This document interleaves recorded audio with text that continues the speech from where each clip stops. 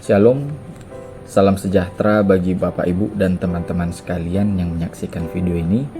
Nama saya Andre Sibarani, NIM 213665. Video ini saya tujukan sebagai penilaian atas seminar Biblika Perjanjian Lama saya yang diampu oleh Bapak Pendeta Dr. Sukanto Limbong, di mana saya akan membahas mengenai pohon dan kehidupan manusia, yakni studi historis kritis mengenai larangan penebangan pohon yang ada di dalam kitab Ulangan 20 ayat 19 sampai 20. Baik, kita akan masuk di bagian pendahuluan di mana saya membahas mengenai pohon dan kehidupan manusia itu sangat-sangat memiliki keeratan baik di masa yang dahulu maupun di masa yang sekarang. Pohon bukan hanya dipandang sebagai sumber daya alam, tapi dia bisa juga berguna untuk kehidupan, pertumbuhan, serta keberlanjutan. Pohon memberikan kita oksigen, memberikan kita makanan, perlindungan, serta berperan dalam menjaga ekosistem. Di dalam Alkitab, kita akan sangat sering bersinggungan dengan yang namanya pohon.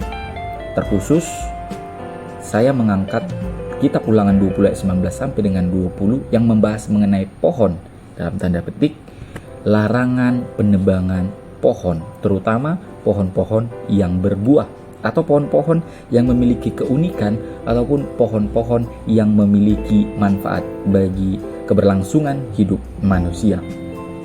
Dalam hal ini, Ulangan 20 ayat 19 sampai dengan 20 memuat konteks-konteks hukum perang untuk melindungi perkebunan atau bahkan pohon-pohon yang bermanfaat bagi manusia.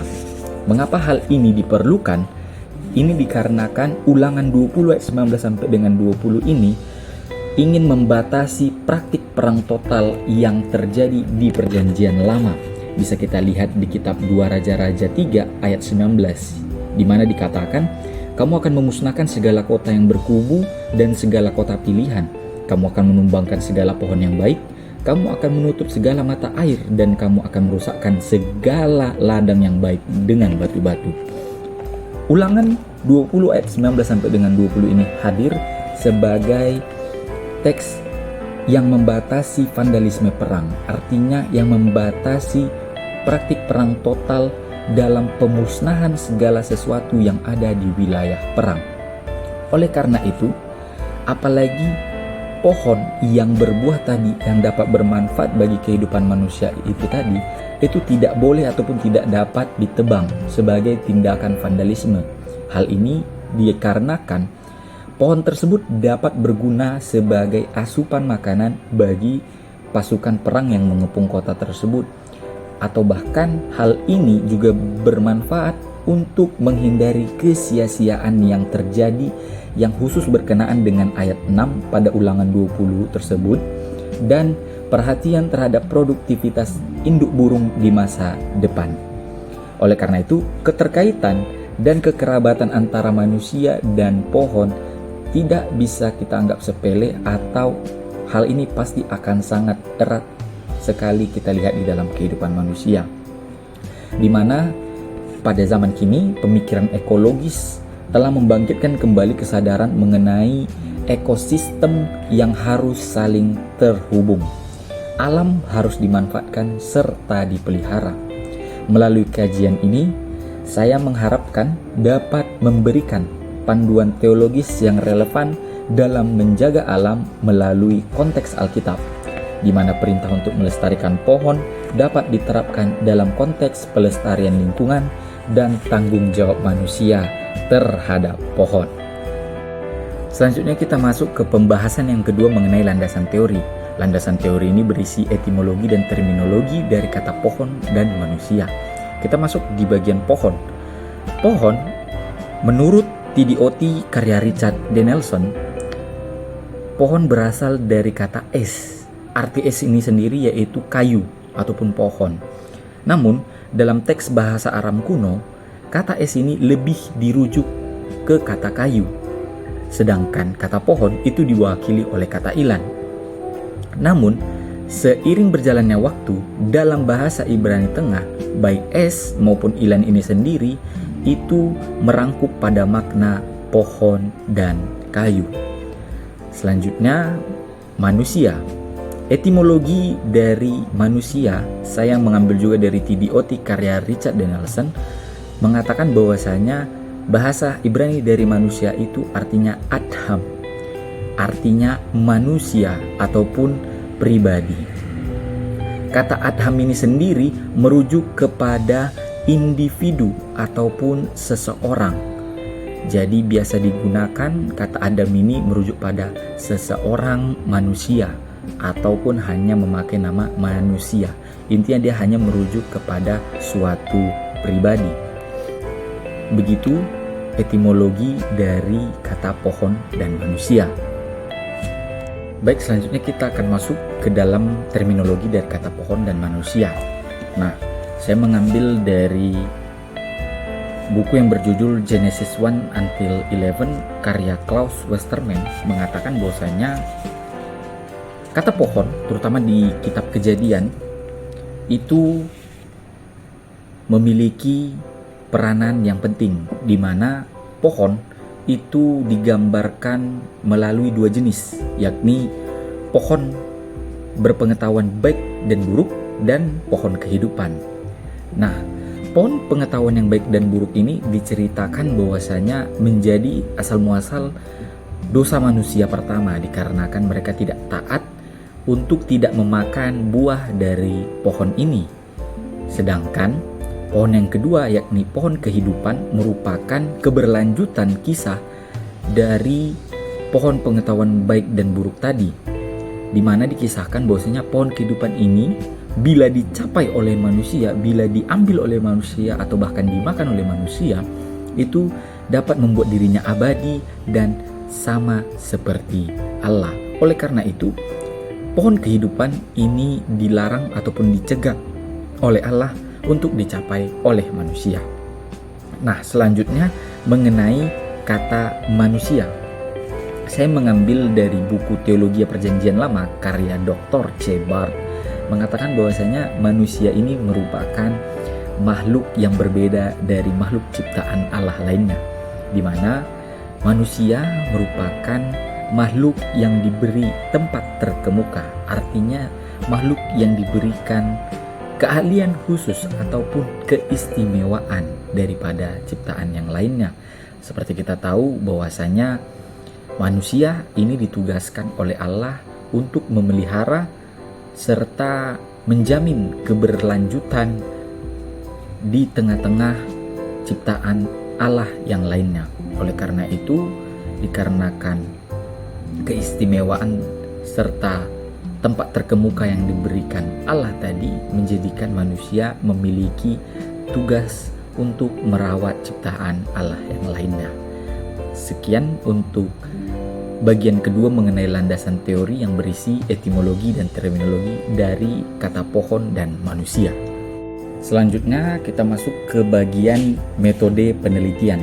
Nah, untuk metode penelitian saya menggunakan tafsir historis kritis, di mana tafsir historis kritis ini memuat beberapa bagian. Yang pertama yaitu mengenai kritik teks, yang kedua yaitu kritik struktur, yang ketiga yaitu kritik sumber, yang keempat itu kritik sastra, selanjutnya ada kritik bentuk, ada Sitz im Leben, tafsiran ayat, Scopus, serta teologi yang dipakai. Selanjutnya, untuk menindaklanjuti bagian ketiga mengenai metodologi penelitian tadi, kita akan masuk ke bagian keempat, yakni pembahasan dari metodologi penelitian yang saya gunakan tadi. Di mana yang pertama kita akan membahas mengenai kritik teks, di mana kritik teks ini melihat perbandingan dari berbagai terjemahan, menyatakan apa makna ataupun isi yang sebenarnya terdekat kepada teks aslinya. Nah, di sini saya menggunakan 4 bahasa, yakni BHS, ya, itu bahasa Ibrani, Vulgata, yakni bahasa Latin, yang ketiga ada NIV, bahasa Inggris, dan LAI, yakni bahasa Indonesia. Nah, di teks Ulangan 20 ayat 19 sampai dengan 20 ini saya menyoroti kata ha Adam es hasadeh yang berasal dari bahasa Ibrani yang menyatakan bahwasanya pohon itu bukanlah manusia. Nah, saya menyoroti adanya keperbedaan mengenai penekanan kata dan tanda baca yang digunakan oleh bahasa Ibrani tadi dengan versi NIV atau bahasa Inggris, di mana pada versi bahasa Inggris di ayat 19 dia menggunakan kata are the trees people, dan pada ujung kalimatnya dikasih tanda tanya. Hal ini jelas terlihat berbeda bahwasanya di bahasa Ibrani ditekankan seperti sebuah pernyataan, sedangkan di dalam versi bahasa Inggris itu dinyatakan melalui bentuk pertanyaan. Nah, dari segi terjemahan yang berbeda ini, saya akhirnya membandingkan dengan teks yang bisa dibilang terdekat, teks yang terdekat terjemahannya dengan bahasa aslinya, yakni Vulgata yang berasal dari bahasa Latin. Itu saya mengecek dan dituliskan begini bahasanya: Vastare regionem quoniam lignum est et non homo. Nah, kalau bahasa Indonesia dikatakan bahwasanya pohon-pohon itu bukan manusia, yang artinya Vulgata dengan bahasa Ibrani tadi memiliki kesinambungan, bahwasanya kata tadi itu merujuk kepada sebuah pernyataan, bukanlah pertanyaan. Lalu saya bandingkan lagi dengan LAI, yakni versi bahasa Indonesianya, itu dikatakan bahwasanya janganlah kau tebang pohon tersebut sebab pohon yang di padang itu bukan manusia, jadi tidak perlu untuk dikepung. Diakhiri tanda titik. NIV menggunakan kalimat are the trees people serta membubuhi tanda baca tanda tanya di akhir kalimatnya, ternyata untuk menegaskan bahwasanya pertanyaan tadi ditujukan kepada orang-orang yang melakukan praktik perang total yang seperti pendahuluan tadi yang saya bahas, bahwasanya tanpa terkecuali mereka harus membasmi segala apapun yang ada di dalam daerah ataupun wilayah yang akan dikepung tadi. Oleh karena itu, menurut terjemahan NIV, pernyataan mungkin tidak cukup untuk menggambarkan bahwasanya tidak boleh mengeksploitasi pohon, padahal pohon bukanlah bagian dari peperangan. Oleh karena itu, secara ketegasan dia akhirnya bertanya apakah pohon itu manusia sehingga ia harus dikepung. Mungkin seperti itu perbedaan yang bisa saya ambil mengenai perbedaan penggunaan kalimat ataupun penggunaan intonasi serta penggunaan tanda baca yang tentunya akan merubah makna dari penjelasan teks tersebut tadi. Hal tersebut saya ambil dari buku karya Michael A. Grisanti yang berjudul Deuteronomy. Sekian untuk pembahasan kritik teks. Selanjutnya kita akan membahas mengenai kritik struktur. Nah, kritik struktur sendiri menurut Karl E. Marding dalam bukunya yang berjudul The Old Testament and Criticism mengatakan bahwa kritik struktur ini fokus utamanya adalah bukan untuk memahami bagaimana teks ini diproduksi, namun bagaimana teks ini menciptakan makna. Nah, di dalam kitab Ulangan 20 ayat 19 sampai dengan 20 ini saya menemukan adanya unsur kiastik yang dimana pada ayat 19 itu ada yang paralel dengan ayat 20, dan pada pertengahan ayat 19 ke ayat 20 menjadi inti dari pembahasan yang sedang saya teliti ini. Kita mulai dari ayat 19a di mana saya mengatakan bahwasanya pada ayat 19a ini dikatakan apabila dalam memerangi suatu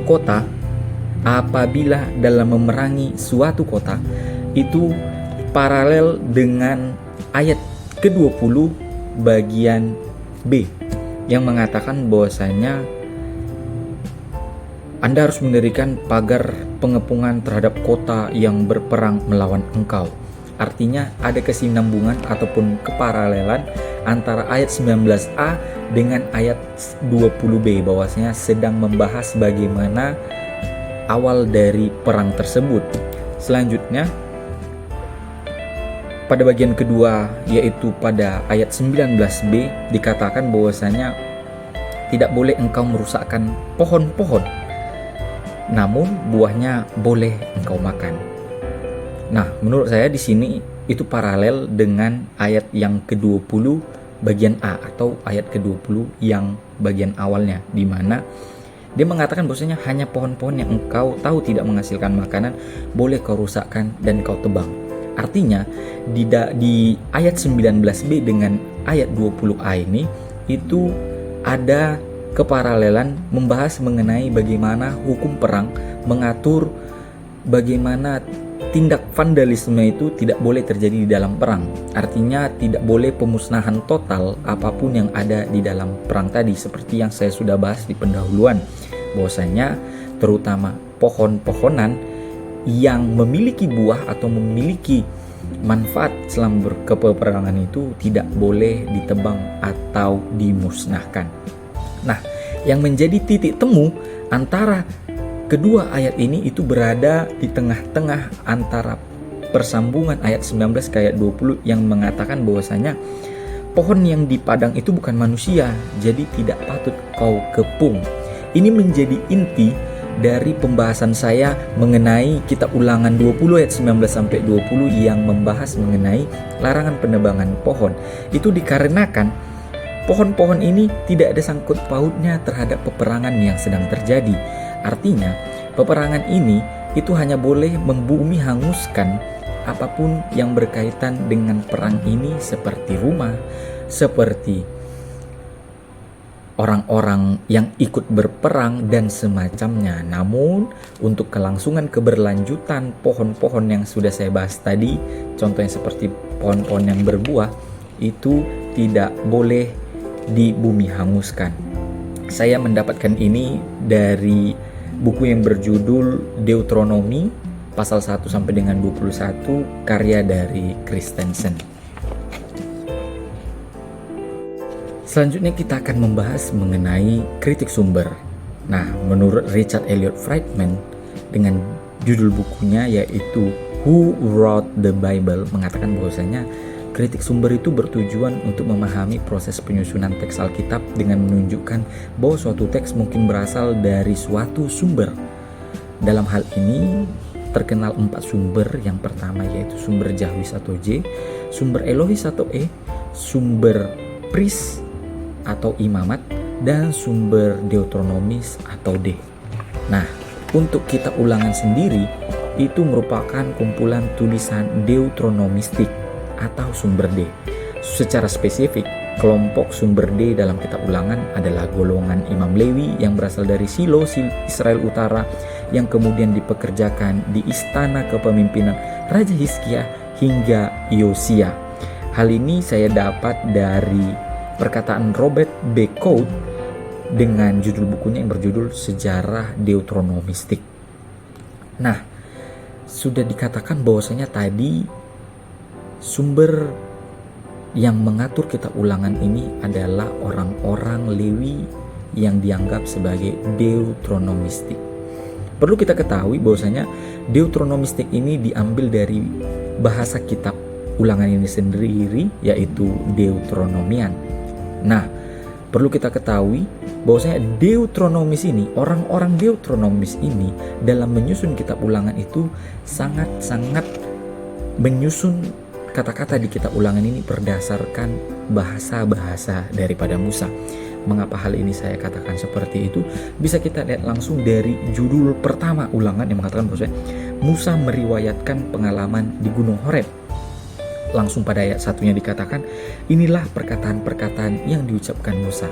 Seolah-olah orang-orang Deuteronomis ini menyuratkan apa yang sudah diucapkan Musa. Artinya memang ini dikenal sebagai surat-surat buatan Musa, tapi surat-surat ini sebenarnya bukan dibuat oleh Musa, tapi berisi kata-kata Musa yang disuratkan oleh orang-orang Deuteronomistik. Mengapa hal ini juga saya katakan seperti itu? Di pasal ke-34, kalau kita melihat judulnya berisi kematian Musa.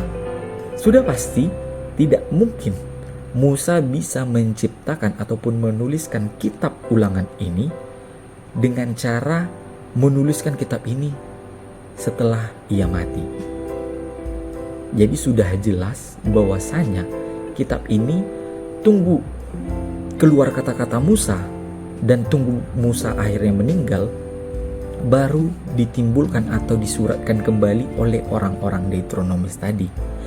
Walaupun pada judul besarnya memang kitab Ulangan termasuk ataupun dianggap sebagai kitab-kitab karya Musa, perlu kita pahami bahwasanya sebenarnya ini adalah rangkaian tulisan-tulisan dari orang-orang Deuteronomis tadi yang menyuratkan kata-kata Musa. Artinya orang-orang Deuteronomis ini terpengaruh oleh kata-kata dari Musa lalu dituangkan ke dalam tulisan. Bukan Musa itu sendiri yang menuliskan kitab Ulangan tersebut. Selanjutnya pada bagian pembahasan kita akan membahas mengenai kritik sastra. Nah, kritik sastra itu meneliti satuan-satuan nats, di mana penafsiran harus dilakukan dengan berusaha mengetahui apa kesusastraan yang ada di dalam teks tersebut. Terkhusus pada teks yang akan kita bahas mengenai kitab Ulangan di bagian pasal 20 ayat 19 sampai dengan 20, gaya bahasa yang digunakan oleh penulis ialah gaya bahasa instruktif. Bahwasanya gaya bahasa instruktif ini seperti instruksi ataupun suruhan bahwasanya untuk melakukan ataupun untuk menjadikan suatu etika perang yang mengharuskan menghindari kerusakan yang tidak perlu pada alam. Yang sudah saya bahas tadi di pendahuluan bahwasanya menghindari kesia-siaan yang terjadi ketika perang sedang dilaksanakan. Teknik retoris berupa penekanan pada pentingnya menjaga pohon-pohon yang berbuah dalam konteks peperangan dijelaskan pada ayat 19 dan ayat 20, di mana pada ayat 19 ditekankan bahwasanya Anda tidak boleh menghancurkan pohon-pohonnya, terlebih pohon-pohon yang menghasilkan buah. Tafsir Rabini memperluas aturan menghancurkan ini menjadi apapun, artinya pada apapun yang tidak terbatas yang selama memiliki daya guna. Artinya hukum perang diatur untuk menindaklanjuti vandalisme perang tadi, bahwasanya semua akan di bumi hanguskan, itu tidak boleh. Jadi ada beberapa pengecualian yang akhirnya menggunakan gaya bahasa instruktif untuk benar-benar membuat orang merasa bahwasanya ini benar-benar dilarang dan harus dilakukan. Adapun pada pernyataan sastra instruktif ini bisa diartikan bahwasanya penulis ingin mengatakan pohon itu tidak dapat melindungi diri mereka sendiri dengan walaupun mereka ada di dalam kota. Jadi mereka itu tidak seperti manusia yang bisa dianggap musuh dan harus dikalahkan ataupun di bumi hanguskan. Oleh karena itu dibuatlah gaya bahasa yang instruktif atau istilahnya menyuruh untuk benar-benar meredam vandalisme perang yang terjadi pada kitab Ulangan 20 ayat 19 sampai dengan ayat 20 ini. Hal ini saya ambil dari pernyataan Jeffrey Tigay di dalam bukunya yang berjudul The GPS Torah Commentary, The Traditional Hebrew Text with the New GPS Translation. Selanjutnya pada bagian 4 yaitu mengenai pembahasan, kita akan membahas mengenai kritik bentuk. Nah, menurut David Erlau pada bukunya The Historical Critical Method, Dia mengatakan bahwasanya kritik bentuk adalah identifikasi dan analisis terhadap bentuk-bentuk genre sastra yang ada pada teks. Nah, kalau kita mengambil dari kitab Ulangan 20 ayat 19 sampai dengan 20, bentuk yang ada pada teks Ulangan 20 ayat 19 sampai 20 ini yaitu nuansa militer yang sangat mengatur apa yang sedang dilaksanakan di dalam perang. Mengapa saya mengatakan hal tersebut? Bisa kita lihat bahwasanya judul perikop dari pasal 20 ini sudah mengatakan hukum perang. Artinya bentuk yang akan lahir di penjelasan perikop pasal 20 ini sudah pasti bersinggungan mengenai nuansa-nuansa militer ataupun sastra-sastra yang menunjukkan bagaimana militer sedang terjadi di Ulangan 20 ini. Namun, di balik itu semua, kitab Ulangan menekankan komitmen bahwasanya semua yang terjadi itu harus dimanifestasi pada rasa kemanusiaan dan belas kasihan. Mengapa saya mengatakan hal tersebut? Kita bisa melihat dari pasal 20 ayat 1 dikatakan, apabila engkau keluar berperang melawan musuhmu. Lalu di pasal 20 ayat 19-nya dikatakan juga, apabila dalam memerangi suatu kota. Artinya memang sastra yang terjadi itu memiliki bentuk nuansa militer. Namun, yang kayak saya bilang tadi, bahwasanya tetap ada manifestasi rasa kemanusiaan dan belas kasihan. Oleh karena itu, pada pasal 20 ayat 1 dan pada pasal 20 ayat 19 digunakan kata apabila.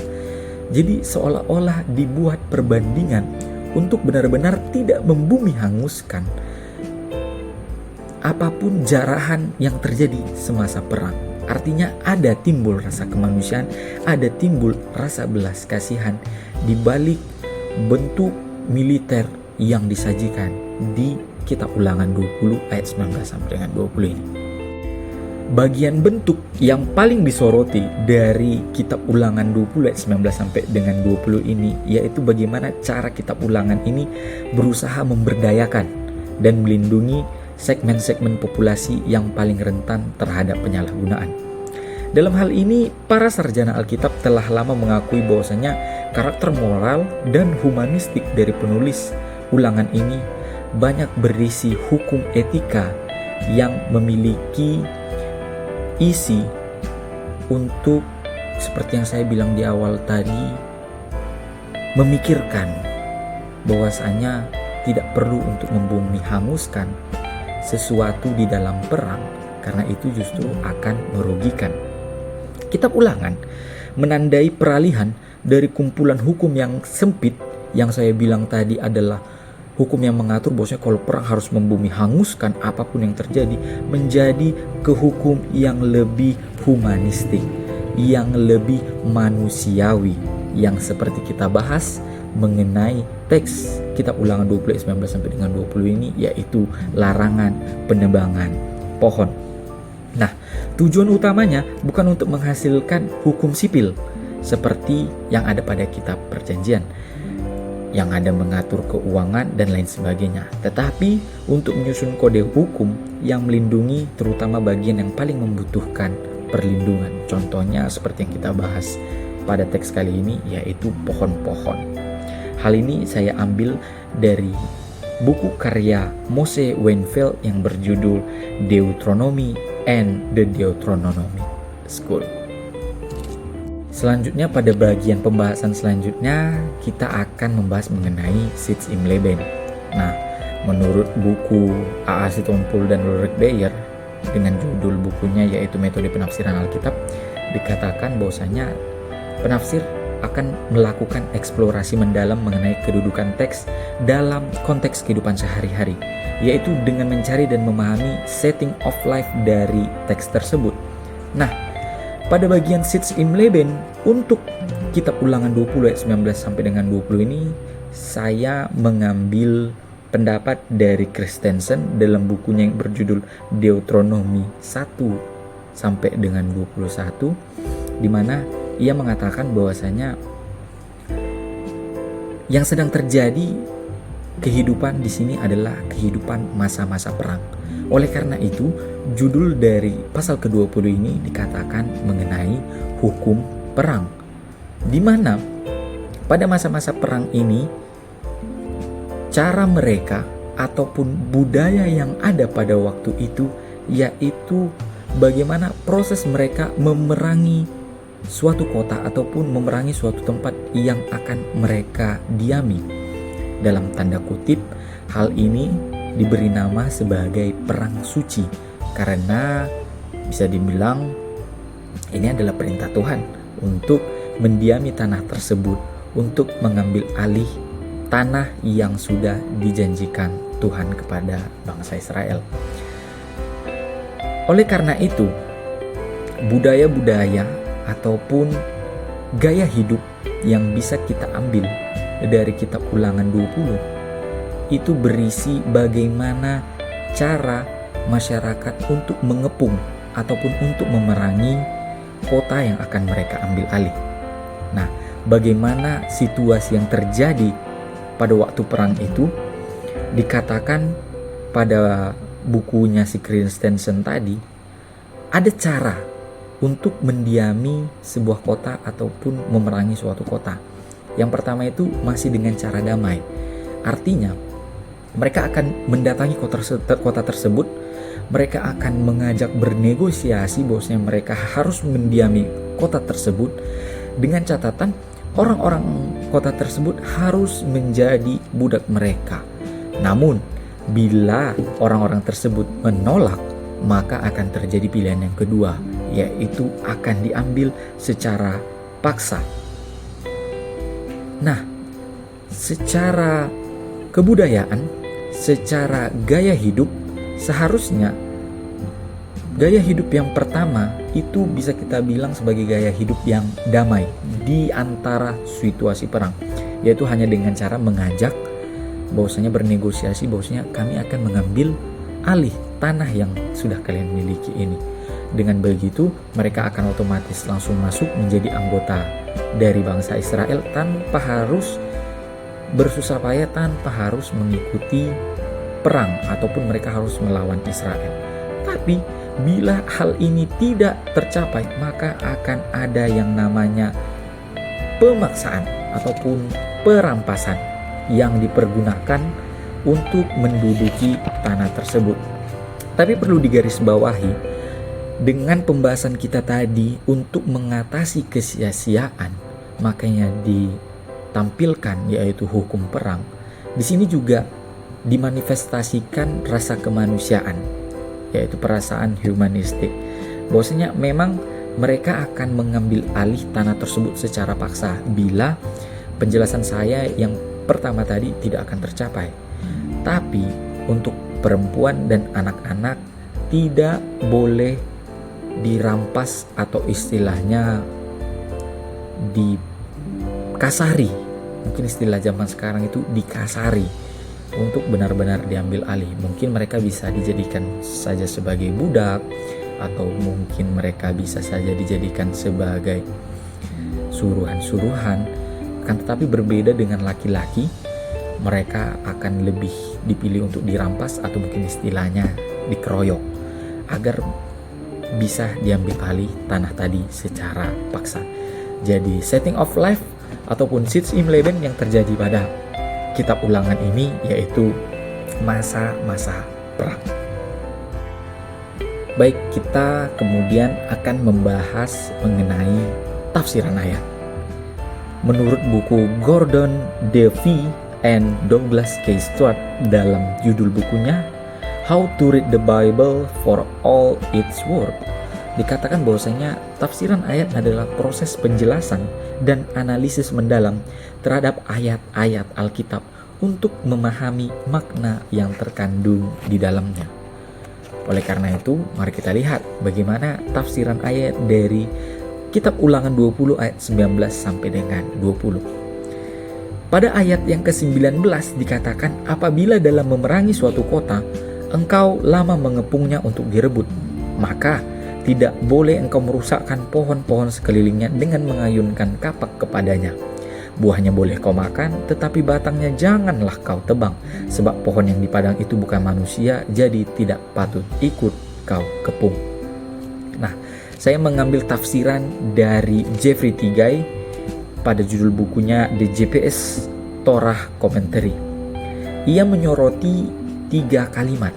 Yang pertama, pada kalimat pertama, lama mengepung. Lama mengepung ini mengartikan bahwasanya pasukan penyerang tidak boleh serta-merta melakukan penghancuran pohon yang dapat menguntungkan mereka sendiri, kecuali pengepungan tersebut berlarut-larut dan tekanan tambahan diperlukan untuk memaksa penyerahan diri. Ada dikatakan bahwasanya apabila dalam memerangi suatu kota engkau lama mengepungnya untuk direbut. Artinya mereka bisa saja menserta-merta apapun tindakan, menghalalkan segala cara untuk menguntungkan mereka sendiri. Namun harus ada pengecualian atau harus ada perbuatan yang tidak menghasilkan kesia-siaan dari proses lama mengepung ini. Bagian kedua mengenai kata ataupun kalimat tidak boleh merusak pohon-pohon. Maka tidak boleh engkau merusakkan pohon-pohon di sekelilingnya. Pada kalimat ini kitab Ulangan mau mengajarkan kita bahwasanya tidak terbatas sebenarnya, walaupun hanya pada perang, konteks yang ada pada Ulangan ini. Namun ini semakin menjadi semakin luas bahwasanya kita tidak boleh menghancurkan apapun yang berguna. Jadi dari konteksnya ini dibilang bahwasanya ketika perang kita itu tidak boleh menghancurkan yang berguna. Contohnya tadi kita tidak boleh merusak pohon-pohon. Nah, di sini si Jeffrey Tigay menafsirkan bahwasanya hal ini pun harus berlangsung di kehidupan sehari-hari. Jangan ada alat-alat rumah tangga mungkin atau apapun kebutuhan-kebutuhan manusia yang sebenarnya bisa dipenuhi, bisa untuk dimanfaatkan, tapi justru terbuang sia-sia karena kita istilahnya menyia-nyiakannya. Seperti yang kita bilang tadi dalam konteks Ulangan 20 ayat 19 sampai 20 ini tadi, pohon-pohon yang berbuah, aturannya bisa kita manfaatkan, buahnya mungkin bisa kita makan ataupun bisa menjadi sumber energi, tapi malah menjadi kesia-siaan ketika kita menebang, ketika kita membumi hanguskan semua pohon-pohon, kita tidak akan mendapatkan manfaat dari pohon tersebut. Selanjutnya Jeffrey Tigay mengatakan pada ayat ke-19 ini, yaitu pohon yang di padang itu bukan manusia, jadi tidak patut ikut kau kepung. Pohon yang tidak dapat melindungi diri mereka sendiri dengan berlindung di dalam kota. Jeffrey Tigay mengatakan bahwasanya pohon-pohon itu bukanlah musuh manusia yang harus berlindung.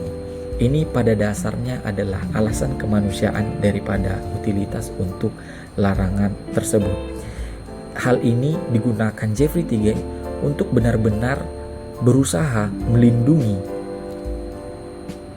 pohon-pohon yang suka semena-mena dimanfaatkan oleh orang-orang pada masa perang untuk keuntungan mereka sendiri. Seperti yang sudah kita bahas tadi di awal, bahwasannya pada ayat 19 ini bukan ditujukan untuk membumi hanguskan apapun yang ada ketika pada masa peperangan. Hal ini pun diungkapkan oleh Miller dalam bukunya Deuteronomy. Ia setuju bahwasanya dalam peperangan sekalipun tidak boleh membumi hanguskan apapun yang ada di dalam perang itu. Ia beralaskan dari tindakan yang dilakukan oleh Tutmose ketiga, yaitu salah satu raja dari Mesir, yang seringkali menerapkan hal semacam ini, yaitu menebang semua jenis pohon dalam kampanye Asiatiknya.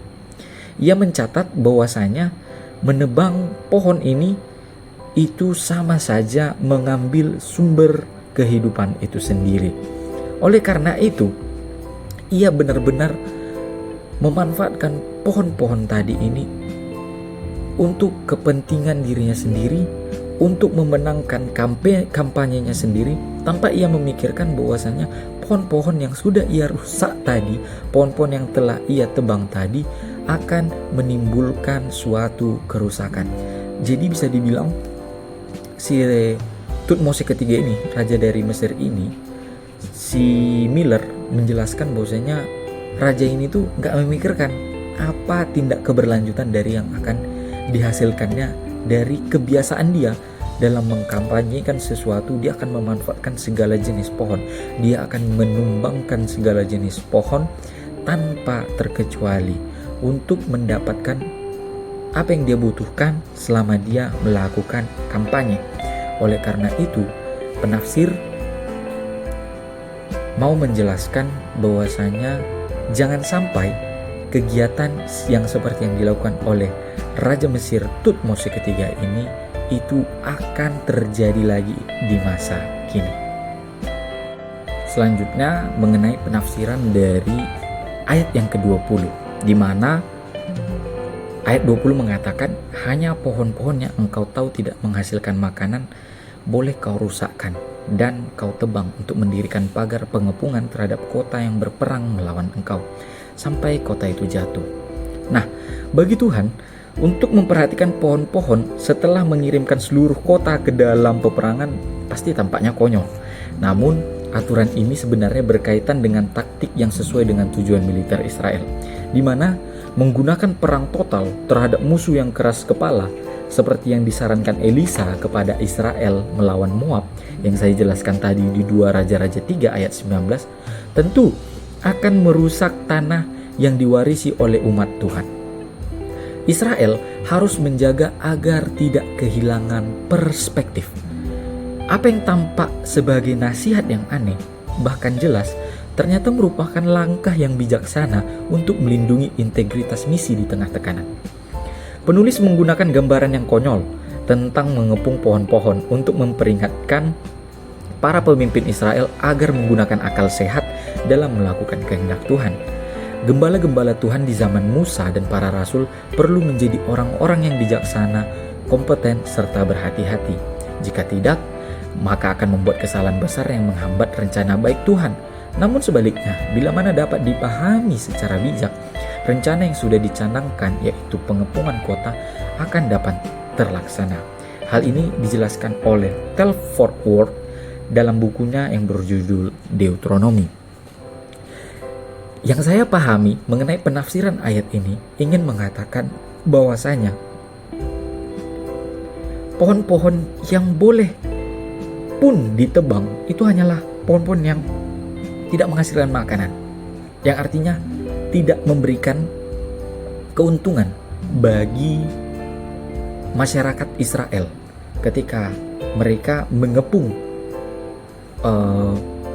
kota yang akan mereka kepung ini.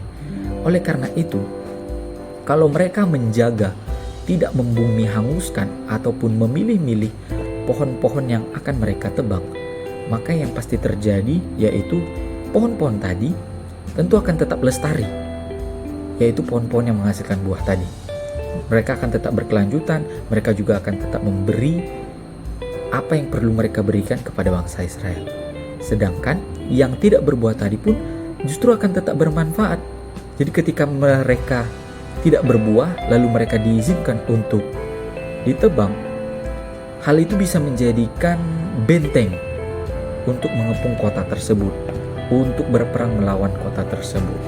Jadi balik lagi seperti penafsiran di ayat 19 tadi, menolak praktik perang total atau membumi hanguskan segala apapun yang ada pada masa peperangan itu. Yang sebenarnya bisa kita tarik kesimpulan dari penafsiran ayat 19 dan ayat 20 ini, semua sebenarnya memiliki manfaat dan ditujukan untuk hal yang baik bila memang sesuatu dipahami secara baik. Kalau misalnya memang tidak dipahami secara baik, bisa saja orang tetap mengabaikan perkataan untuk mengecualikan pohon-pohon yang berbuah tadi. Namun ditegaskan kembali di Ulangan 20 ayat 19 sampai dengan 20 ini bahwasanya mari menolak praktik perang total atau membumi hanguskan segala sesuatu, baik yang berguna, baik yang tidak berguna pada masa perang. Sekian. Selanjutnya pada bagian pembahasan kita akan membahas mengenai Scopus. Nah, menurut A.A.C. Tompel dan Ulrich Beyer dalam bukunya yang berjudul Metode Penafsiran Alkitab, Scopus ini merujuk pada maksud dan tujuan penafsiran yang harus jelas dan terarah. Penafsir perlu memastikan bahwa setiap kesimpulan yang diambil dari teks tersebut itu dapat dituangkan dalam rumusan yang terperinci dan konsisten. Nah, penting untuk melihat bahwasanya ada kesinambungan antara teks yang ada pada Perjanjian Lama dengan teks yang ada di Perjanjian Baru. Oleh karena itu, pada Ulangan 20 ayat 19 sampai dengan 20 ini berisi larangan menebang pohon dalam konteks peperangan. Itu menunjukkan bahwasanya terdapat batasan moral yang harus dipatuhi dalam tindakan militer. Prinsip ini menggarisbawahi bahwasanya penting untuk menjaga sumber daya vital dan etika di dalam suatu konflik. Bisa kita ambil pelajaran dari Perjanjian Baru, di mana ajaran Yesus tentang perdamaian dan rekonsiliasi, seperti yang tercantum pada Matius 5 ayat 9, yang menekankan pentingnya prinsip-prinsip etika dalam menghadapi konflik. Yesus mengajarkan agar umat Kristen berupaya keras untuk menciptakan perdamaian dan menghindari kekerasan yang tidak perlu. Ini mencerminkan nilai-nilai moral yang telah diperkenalkan oleh Perjanjian Lama tadi mengenai hukum-hukum etika dalam berperang tadi, ternyata diperluas konteks ajarannya mengenai kasih dan keadilan yang dibawakan oleh Yesus. Mungkin itu yang menjadi Scopus ataupun kesinambungan antara pembelajaran yang kita dapat di balik teks Perjanjian Lama ini ketika dikaitkan dengan pembelajaran yang ada pada teks Perjanjian Baru. Nah, sekarang kita akan masuk ke pembagian pembahasan yang terakhir mengenai teologi. Nah, menurut A.A.C. Tompel dan Ulrich Beyer lagi nih dalam penjelasan buku yang berjudul Metode Penafsiran Alkitab, teologi ini merupakan bagian hasil dari penafsiran Alkitab yang memuat pernyataan-pernyataan mengenai iman. Dalam konteks teologi, penting untuk memusatkan perhatian pada hal-hal yang esensial agar firman Allah dapat dipahami dengan jelas dan digunakan untuk membentuk kehidupan yang baru, membawa kedamaian, keselamatan, pertobatan, serta mendorong hidup yang benar di hadapan Allah. Nah, kalau kita kaitkan mengenai kitab Ulangan 20 ayat 19 sampai dengan 20 ini, penulis bisa mengatakan bahwasanya teologi yang terkandung pada teks kali ini yaitu teologi pemulihan. Jadi teologi pemulihan ini adalah pendekatan teologis yang fokus pada proses pemulihan, restorasi, penyembuhan yang berhubungan dengan konteks manusia, dengan sesamanya, dengan Tuhan, serta dengan ciptaan Tuhan. Hal ini juga sejalan dengan konsep yang kalau teman-teman sering dengar mengenai ekoteologi, di mana ekoteologi ini dimunculkan oleh Kuyper dikarenakan betapa sulitnya terjadi kesinambungan antara manusia terhadap ciptaan Tuhan yang lain selain manusia. Nah, oleh karena itu antara teologi pemulihan bila kita kaitkan dengan ekoteologi daripada si Kuyper tadi, tentu akan memfokuskan kita pada pemulihan serta pelestarian lingkungan. Di mana Ulangan 20 ayat 19 sampai dengan 20 ini mengajarkan bahwa meskipun perang itu membawa kerusakan, umat Tuhan justru harus bertindak sebagai penjaga dan pemulih lingkungan tersebut. Larangan menebang pohon-pohon yang menghasilkan buah mencerminkan prinsip bahwa alam ciptaan Tuhan harus dihormati dan dilindungi. Tindakan pemulihan ini berusaha mengurangi dampak negatif perang terhadap lingkungan. Dan oleh karena itu, seperti yang saya bilang tadi, teologi pemulihan menjadi suatu restorasi, menjadi suatu pemulihan untuk hal-hal yang sudah terjadi mengenai vandalisme perang tadi, mengenai pembumi hangusan apapun yang terjadi di dalam perang. Oleh karena itu, hal ini sangat berkaitan dengan ekoteologi, karena yang berusaha dipulihkan itu adalah pohon-pohon. Mengapa saya bilang ke ekoteologi?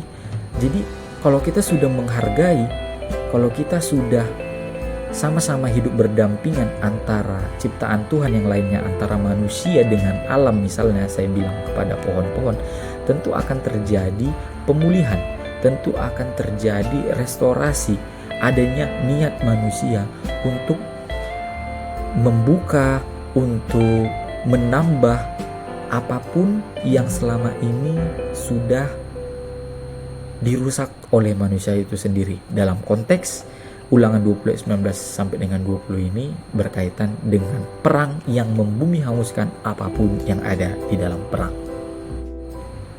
Pada bagian kelima di dalam paper ini membahas mengenai implikasi. Nyatanya perintah di dalam kitab Ulangan 20 ayat 19 sampai dengan 20 ini mengenai tidak menebang pohon selama peperangan, terutama pohon-pohon yang menghasilkan buah. Ini menggarisbawahi akan kesadaran pentingnya melindungi sumber daya alam. Di masa kini, kita pasti menghadapi tantangan besar terkait dengan kerusakan lingkungan yang berdampak pada keseimbangan ekosistem, serta dapat mengakibatkan perubahan iklim. Perlindungan terhadap pohon buah-buahan juga dapat diartikan sebagai bentuk keadilan dalam penggunaan sumber daya alam ini. Hal ini tentu akan mengajarkan kita bahwasanya keputusan terkait pengelolaan sumber daya alam itu harus serta-merta dipertimbangkan untuk kesejahteraan bersama dan tidak hanya untuk kepentingan individu atau kelompok tertentu. Dalam konteks masa kini, ini berarti bisa memastikan bahwasanya sosial dan ekonomi yang terjadi ketika adanya eksploitasi atau kerugian dari lingkungan akan membawa dampak yang sama terhadap yang mencari untung ini sendiri. Dengan kata lain, keadilan sosial dan ekonomi justru harus benar-benar kita integrasikan dengan prinsip-prinsip keberlanjutan dan perlindungan lingkungan. Jadi ketika ada orang-orang yang ingin membawa pemikiran dia sendiri untuk keuntungan dia sendiri, itu seharusnya melalui pembahasan kita terhadap Ulangan 20 ayat 19 sampai dengan 20 ini tadi tidak akan terjadi lagi. Karena ketika dia sudah memikirkan yang namanya proses keberlanjutan, proses perlindungan lingkungan, dia akan berpikir dua kali ataupun berkali-kali bahwasanya tindakan dia justru tidak hanya merugikan orang lain, tapi juga akan merugikan dirinya sendiri, sehingga ia pun tidak akan melangsungkan perbuatannya itu lagi. Nyatanya pada bagian implikasi ini, kitab Ulangan 20 ayat 19 sampai dengan 20 memberikan kita perintah mengenai panduan tentang etika di dalam konflik, di mana dalam hal ini menyoroti pentingnya pendekatan yang lebih manusiawi dalam situasi berkonflik. Prinsip ini mengarahkan kita untuk mempertimbangkan apa dampak yang akan terjadi atas tindakan kita yang ada di dalam konflik, baik itu konflik bersenjata, baik itu konflik sosial ataupun konflik ekonomi. Mengadopsi pendekatan yang mempertimbangkan kesejahteraan semua pihak akan menghindari kerusakan yang tidak perlu, sejalan dengan prinsip etika yang lebih tinggi dan tanggung jawab sosial. Contohnya saja, perlindungan terhadap pohon dalam teks ini mencerminkan tanggung jawab manusia terhadap ciptaan Tuhan. Ini mencakup bahwasanya kita sebagai manusia memiliki tanggung jawab untuk merawat dan melestarikan alam ataupun ciptaan Tuhan yang lainnya. Prinsip ini dapat memotivasi tindakan yang lebih bertanggung jawab dalam merawat lingkungan serta memastikan bahwa aktivitas manusia tidak akan merusak ekosistem yang telah diciptakan. Akhir kata, penulis akan menyampaikan kesimpulan mengenai paper ini, yakni Ulangan 20 ayat 19 sampai dengan 20 ini berisi perintah agar tidak menebang pohon selama pengepungan kota, terlebih pada pohon-pohon yang menghasilkan buah. Perintah ini mencerminkan pemahaman mendalam tentang pentingnya melindungi sumber daya alam yang menopang kehidupan, seperti pohon yang menghasilkan buah. Prinsip ini menjadi seruan untuk memperhatikan pelestarian lingkungan, menjaga keberlanjutan, serta mengupayakan keadilan sosial dan ekologis.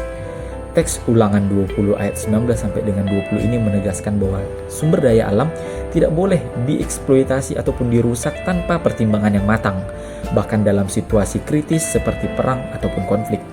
Manusia kembali diingatkan untuk bertindak bijaksana dengan mempertimbangkan dampak jangka panjang apa yang akan terjadi terhadap lingkungan serta generasi yang akan datang. Perintah ini juga mengandung nilai-nilai etis yang relevan dalam konteks konflik di dunia modern. Hal ini menggarisbawahi pentingnya pendekatan yang lebih manusiawi dan bertanggung jawab dalam menghadapi situasi konflik, baik itu bersifat fisik maupun sosial. Tindakan manusia harus didasari oleh tanggung jawab yang tinggi, bukan hanya untuk mencapai kemenangan ataupun keuntungan, tetapi juga untuk melindungi kehidupan dan kesejahteraan bersama.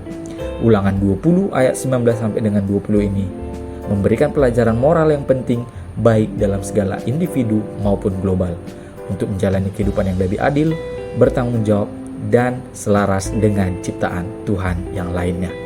Sekian yang dapat saya sajikan untuk seminar Biblika Perjanjian Lama saya. Saya mengucapkan terima kasih kepada Bapak Ibu dan teman-teman sekalian yang sudah mendengarkan pemaparan saya. Shalom.